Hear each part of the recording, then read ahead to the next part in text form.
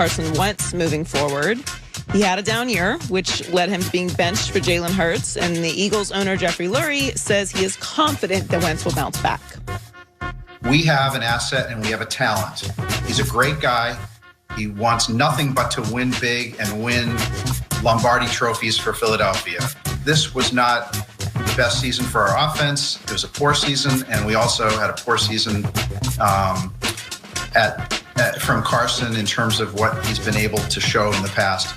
Very fixable, and I fully expect him to realize his potential. All right, that's the answer then. Very fixable. I mean, let me ask you. When this job came open yesterday, I think we both thought it's a pretty good job.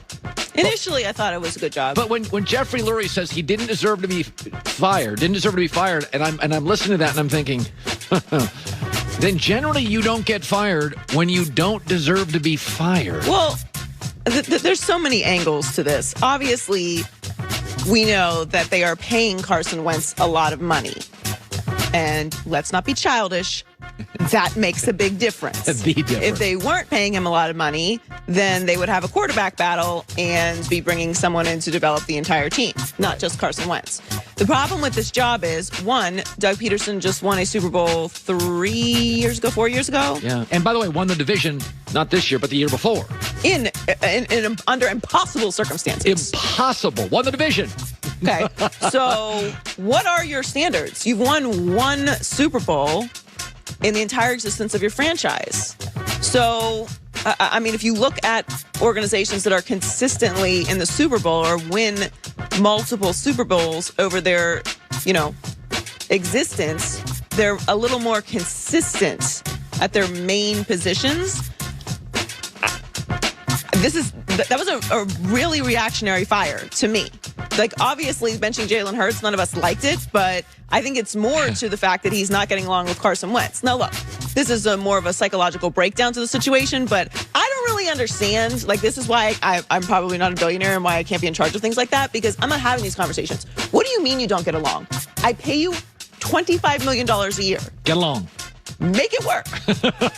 Figure it out. Go see the team therapist. Yeah, no, yeah. You know what I'm saying? Light some candles. I don't know. Meditate. Figure it out. Why is that my problem you can't get along? I don't hire you to give your opinion about personalities. This is what we do. You're the coach. You have to get along with the starting quarterback. You're the quarterback. We might draft another quarterback because this is a competitive place. And I understand people's emotions come into play. Nobody's robots.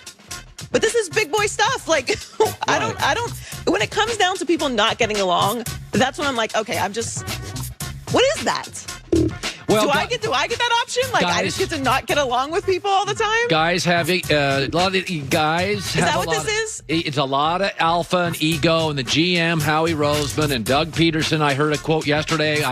I'm tired of people telling me what to do. Listen, they're struggling, and so you've got egos. I mean, the Lakers had Riley, Phil Jackson, Jerry West, and they were dominating people. And guys got to take credit. We deserve. I want all the credit. What a life! What a life! And we have to shave. It's really difficult. It's so tough. No, I think it's going to be a very. I don't not believe in Carson Wentz. I do think that he needs to be somewhere else to be successful. Yeah, I think it would work somewhere else too. Yes. So former Falcons head coach Dan Quinn has agreed to become the new defensive coordinator for the Cowboys. It's reportedly a 3-year deal and will mark his second stint as a defensive coordinator in the NFL. Before taking over in Atlanta, he was the DC in Seattle with the Legion of Boom.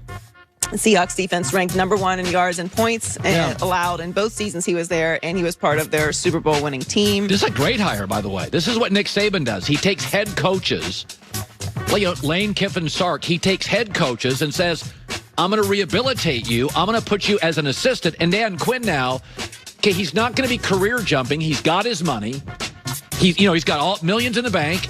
And he's good at what he does, and he understands what it's like to be a head coach. Those are the best assistants. They know the pressure and the nonsense you have to deal with to be a head coach. So I don't think Dallas could have done better than hiring Dan Quinn. That's a great hire. I think it's a great move as well. And they were obviously awful on the defensive side of the ball this year. 28th ranked defense, 26th in rush, 17th tackling, 10th in pass rush, and 27th in pass coverage. So he's an immediate upgrade, and I think this was a great move by Dallas. Yeah, if you're a Dallas Cowboy fan, That is, and also he's another set of eyes on personnel. So this is a guy that's had to draft. He understands personnel. And he wasn't completely unsuccessful as a head coach. So it's not like he was a disaster and now you're bringing in somebody who's like has huge doubts about them. It